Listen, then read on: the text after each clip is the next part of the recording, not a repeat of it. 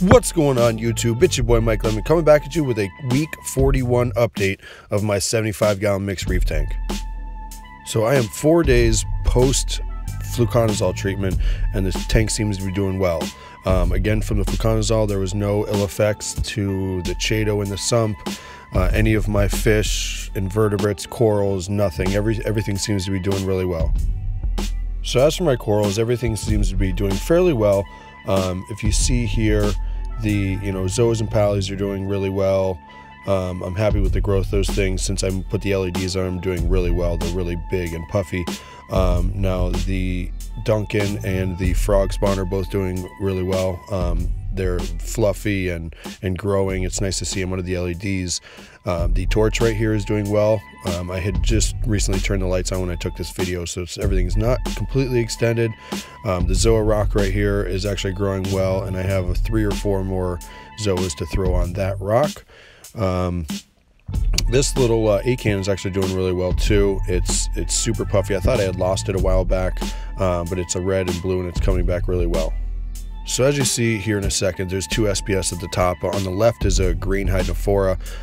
It does a lot better under lower light, so I think I may move it. The other SPS is doing okay, but the torch right here from Billy Pipes is crushing as always. And here's my frag rack with mostly Zoas that I need to frag up and spread around the tank and put on some plugs and maybe trade or something. But those guys are doing really well up there. As you see, the green ones, the Rastas, I got some orange Bam Bams in the back. They're doing really well. So all in all, the coral in the tank, like right here, the hammer is doing good. But all in all, everything seems to be doing okay. I mean, the SPS not so much, but everything else is really thriving. You got this little guy that I ended up picking up a long time ago, one of the first corals. That thing it came with like 10 polyps, and as you see, they're spreading everywhere. So I'm fairly happy with the growth I'm getting. Now, to give you an update on the fish in my tank, right here is the red firefish. He's doing really well. He was real skittish, hid a lot, and then when I took the purple tang out, he really livened up and he's all over the tank. Just like these guys, they still stay in the corner of the tank right here. They're kind of venturing out into the deep water, and I can't wait till they settle in a little better and swim around as opposed to staying in one corner of the tank. Now, to give you an update on my Sea Star, he stays up here on the glass. He doesn't move a whole lot. He goes a little to the left, a little to the right, but he hasn't moved a whole lot, and I'm wondering if something's wrong with him. He looks fine, but I don't really know. So since I took the purple tang back to the LFS, I ended up double my money with it. I got it originally for only $40. They ended up giving me $84. I wanted more, but I just wanted them out of the tank, and I actually went a little overboard, as you see. I ended up getting 2 Disbar Anthias, 1 6-line wrasse, and I also got this little yellow wrasse. He's on Live Aquaria as a yellow purple wrasse.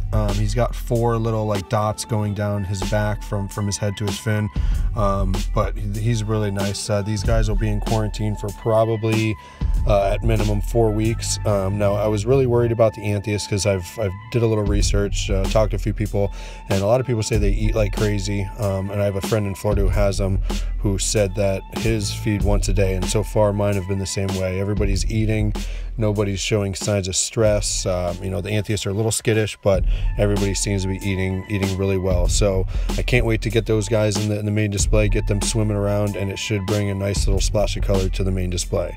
Now, once I have the freed up quarantine again, I have a couple more fish, which I may be again going overboard. I don't know how many I should have in the tank, but I eventually want to get 1 flame angel. I've always loved those guys, and I had one a while back, and he died from the ick. But I plan on getting one of those, and then I want to get another tang. I'm thinking either a blue hippo or a powder blue, because I really like those guys, and I don't have any blue fish in the tank, so I think it really adds some nice color. But all in all, I'm happy with where the tank's going. I've had a lot of people asking when I'm going to start getting more coral for this tank, because it is looking kind of bare, but I'm more worried about water quality right now. I've been checking my parameters. I've only been doing it on a weekly basis. I know I should step that up, and I'm going to start doing calcium and alkalinity every day. I think I'm going to take my calc wasser offline eventually and see how it does as far as calc or alkalinity and calcium, magnesium, and see how the tank does, see how it's consuming it, and then if I have to, I may implement some 2-part dosing, but we'll see when we get there.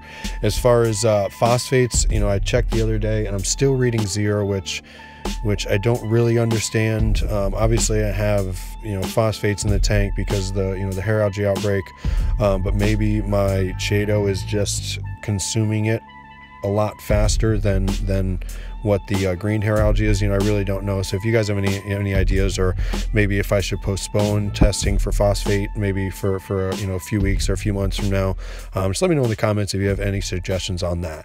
But I think I'm going to end it here. I hope you guys enjoyed the video. There's still a lot to do with this tank, still a lot to get under. I need new lights. I've been keeping my eye out. I got a guy who's got some fairly cheap max specs razors, so I might get those. But all in all, I'm pretty happy with what's happening. So I appreciate you guys watching. Like, comment, subscribe. Your boy Mike Lemmings out. Peace.